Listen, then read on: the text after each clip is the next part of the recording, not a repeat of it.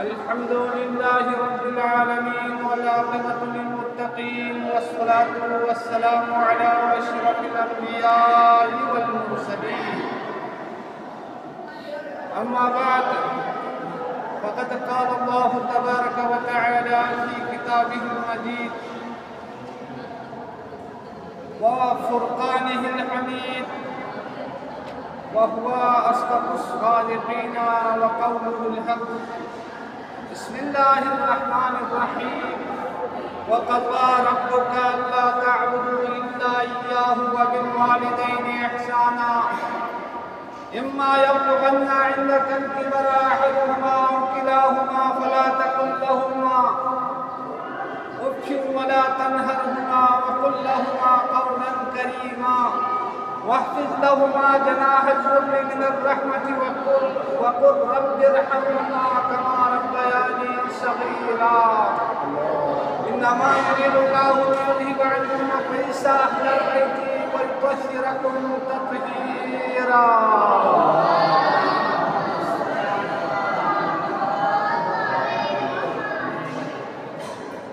तमाम तारीफ़ें उस अल्लाह के लिए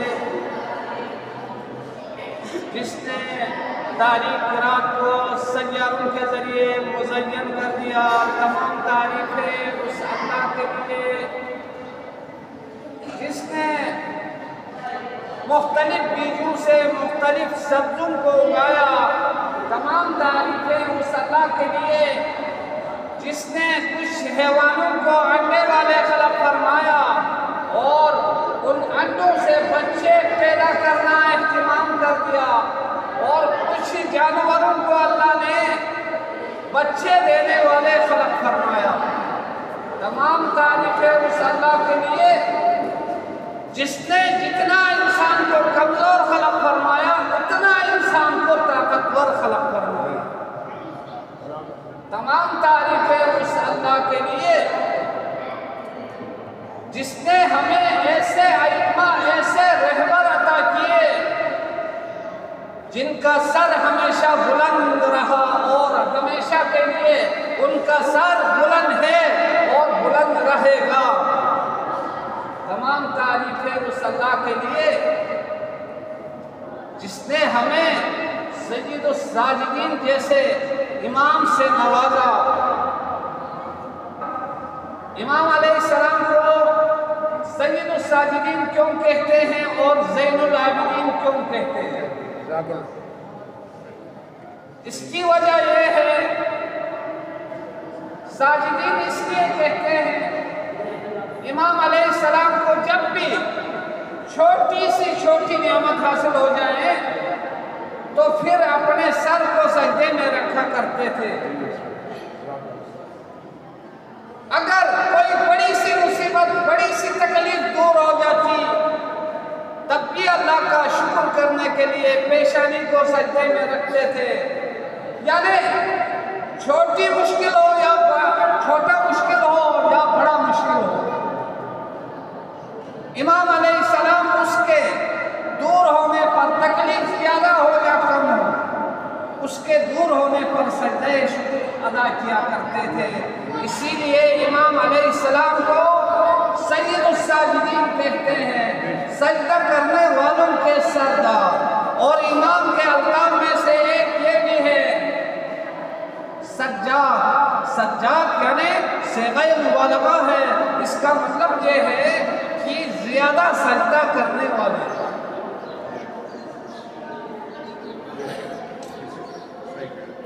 और इमाम अलैहिस्सलाम को ज़ैनुल आबिदीन कहने की वजह यह है, उसका सबब यह है, एक मर्तबा आप मुसल्ला इबादत में इश्क़ इलाही में गरक़ थे तो ज़ाहिरी बात है जिसको अल्लाह ने दुश्मन करार दिया है सांप की शक्ल में हाजिर होता है और इमाम के अंगूठे को काटने लगता है। लेकिन इमाम बराबर के इश्क़ इलाही में मसरूफ़ रहे, खुदा के जिक्र में गरक़ रहे, मसरूफ़ रहे। आखिर में बेबस होकर पीछे हट गया तो हातिफ गैबी से आवाज आ गई, अंता ज़ैनुल आबिदीन, तू ही इबादत करने वालों की जीनत है। तूने मेरे दुश्मन को भगाया, मेरे दुश्मन के खौफ को महसूस नहीं किया, बल्कि मेरी इबादत में गरक रहे। कुछ लोग तो कहते हैं ना, शैतान ने चीख के कहा, कोई भी दुश्मन अपने दुश्मन को कभी दाद नहीं देता है। अगर आपको समझ में नहीं आती तो मैं और भी हातिफ गैबी की आवाज़ें आपके खिदमत में अर्ज करूँगा। जब मौला अली ने तलवार को चमकाया, दुश्मनों को शिकस्त दी, तो हातिफ गैबी से आवाज़ आई थी, ला फतह इल्ला अली, ला सैफ इल्ला ज़ुल्फ़िकार। कोई जवान नहीं, कोई जवान मर्द नहीं, इल्ला है तो अली है, और कोई तलवार नहीं, अगर है तो ज़ुल्फ़िकार है। इसी तरह मज़लूम करबला ने हज़ारों यज़ीदियों को वासिले जहन्नम कर दिया, तो हातिफ गैबी से आवाज़ आई थी, या अय्यतुहन नफ्सुल मुत्मइन्ना इरजिई इला रब्बिकी राज़ियतम मर्ज़िय्या। ए नफ्स मुत्मइन्ना, अपने रब की तरफ पलटा और उसकी रिज़ा पे राज़ी हो जाओ। वो तुझसे राज़ी, तू उससे राज़ी, और जन्नत में दाखिल हो जाओ। वदखुली इबादी। तो अज़ीज़ान गिरामी, कुछ लोग उसकी तरफ निस्बत देते हैं, वो कभी किसी को शाबाश नहीं देता है। अगर किसी के अमल में वो शिकस्त खाता है ना, वो रो के चीखता है, काश मैं भी अगर सजदा किया होता, मैं भी सजदे को तर्क न करता, आज ये लानती न बनता। कुछ लोग उसकी तरफ निस्बत देते हैं, लेकिन अक़ल इससे निस्बत को मुस्तरद करती है। तो बहरहाल ये इमाम की खिदमत में मैंने तज़किरा कर दिया, क्योंकि इमाम की वलादत का दिन गुजर गया था, तो इसलिए ये आपकी खिदमत में अर्ज़ कर दिया है। मैंने कुरान करीम की एक आयत, क्योंकि हमारा मौज़ूए सुखन मुआशरा है, दीन इस्लाम ने मुआशरा और कुछ उसूल और कवाइद और ज़वाबित इंसान को समाजी और मुआशरती ज़िंदगी गुजारने के लिए इंसान को इस्लाम ने दिए हैं। अगर वो उसूल पर हम अमल करें तो यकीनन हम दुनिया में भी कामयाब जाएंगे, हम आखिरत में भी कामयाब जाएंगे। अल्लाह तबारक व तआला ने कुरान हकीम लारे किताब में इरशाद फरमाया, व क़ज़ा रब्बुका अल्ला ता'बुदू इल्ला इय्याह। तुम्हारे रब का ये अटल फैसला है कि तुम उसकी इबादत के अलावा किसी और की इबादत न करो। व बिल वालिदैनि इहसाना, और अपने माँ बाप से एहसान किया करो, अच्छा सुलूक किया करो, उनके साथ अच्छा रवैया रखा करो। सादिक़ आले मोहम्मद इमाम जाफर सादिक़ अलैहिस्सलाम ने फरमाया,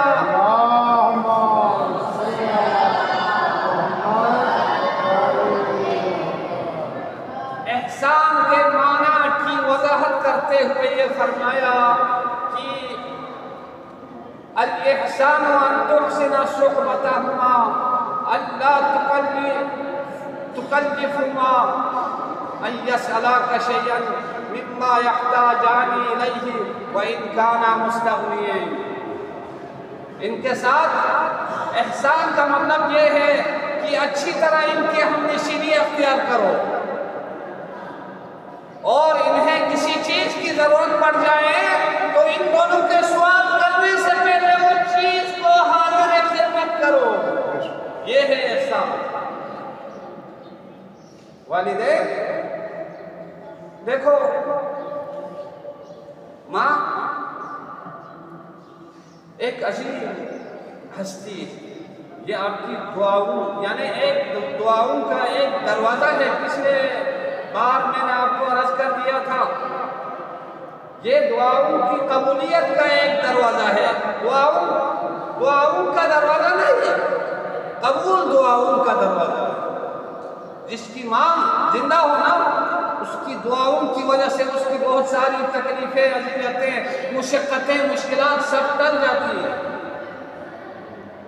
अल्लाह तबारक व तआला उसकी ज़िंदगी को माँ की दुआओं के सदक़े में आसान कर देता है। तो अज़ीज़ान गिरामी, इमाम जाफ़र सादिक़ अलैहिस्सलाम ने फरमाया कि इनकी अच्छी हमनशीनी हो, अच्छी तरह इनके साथ उठना बैठना हो। जब भी कोई सवाल करे ना, सवाल से पहले यानी इनके दिल में जो जैसे गुजरती है बात, उससे पहले क्या है उनकी ज़रूरियात को पूरा करो, अगरचे वो बेनियाज भी क्यों ना हो।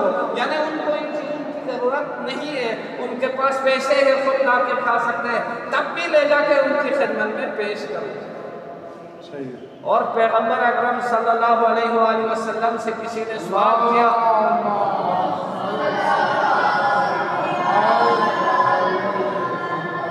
पैगंबर अकरम सल्लल्लाहु अलैहि वसल्लम वमा यंतिक़ु अनिल हवा इन हुवा इल्ला वह्युन यूहा वमा अरसलनाका इल्ला रहमतन लिल आलमीन।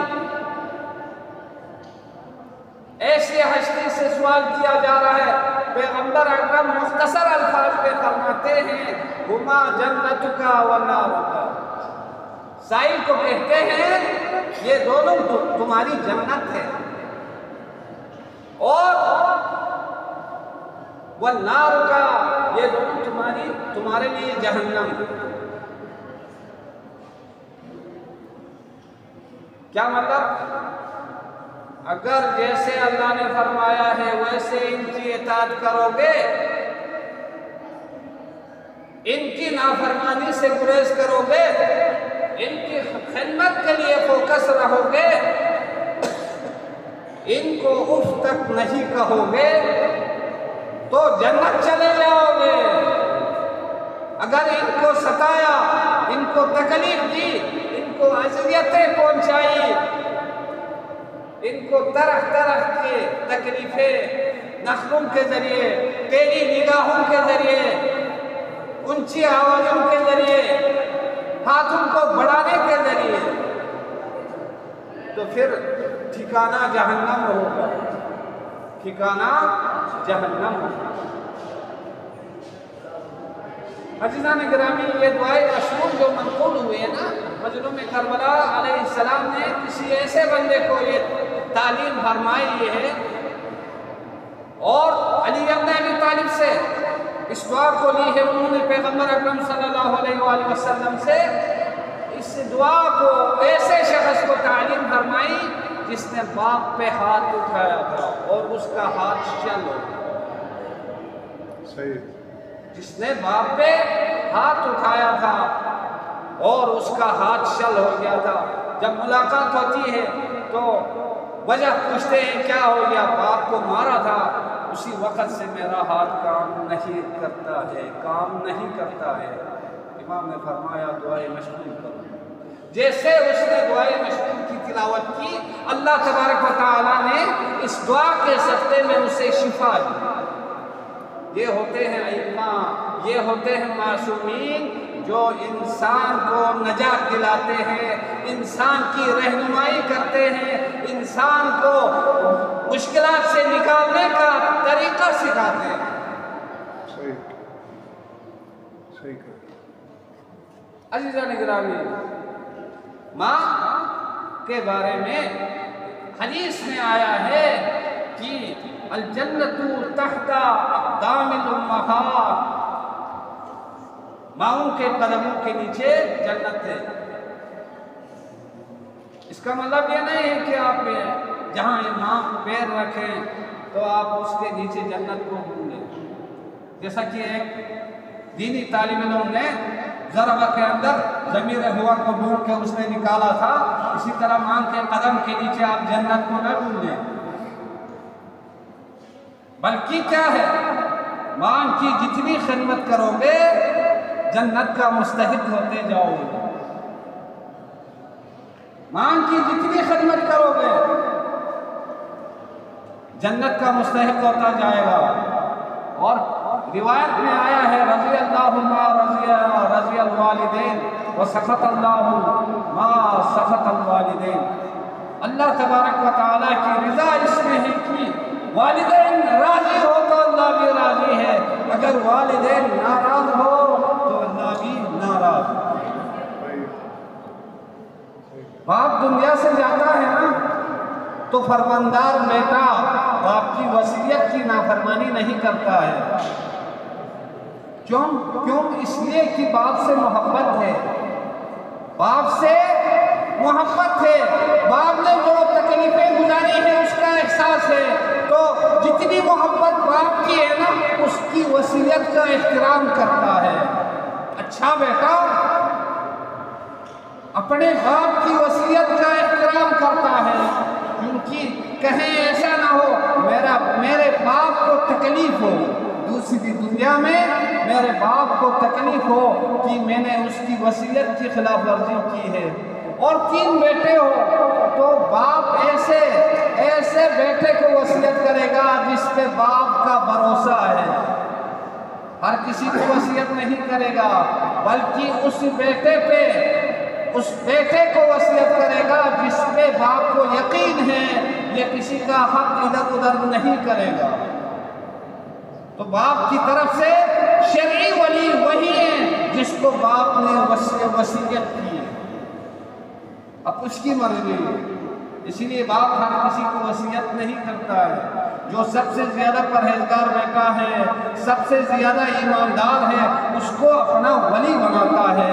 घर तकसीम करने का हक वो रखता है, जमीन तकसीम करने का हक वो रखता है। और याद रखो जो घर का बड़ा बेटा है ना उस पे माँ बाप की कज़ा नमाजें वाजिब है, दूसरों पे वाजिब नहीं है। इसीलिए बाप की जो ज़रूरियात की छोटी मोटी चीज़ें हैं, मिसाल के तौर पे जानेमाज वगैरह, कुरान करीम वगैरह, दुआओं की किताबें वगैरह, इस तरह क्या है बाप की अगर रहे क्या है कोई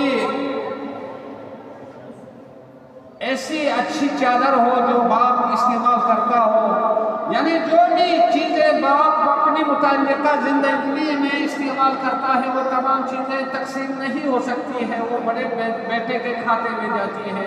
मिसाल के तौर पे हथियार है हिफाजती, वो भी बड़े बेटे में चला जाएगा। इसी तरह और भी चीज़ें हैं, बाप की जूते हैं वो भी बड़े बेटे को मिल जाएंगे। दुरूद भेजिए मोहम्मद और आले मोहम्मद।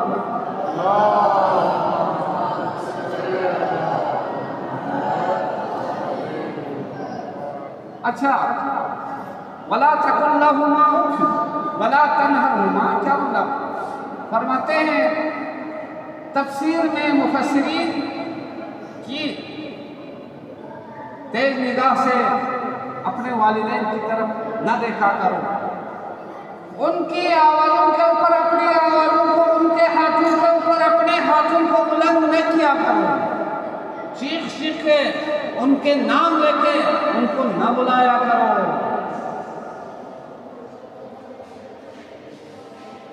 अगर जन्नत जाना है ना, अगर जन्नत को हासिल करना है ना, तो इन्होंने बड़ी ज़हमतें तकलीफें बर्दाश्त की है, बड़े अदब और एहतराम के साथ इनसे पेश आना है।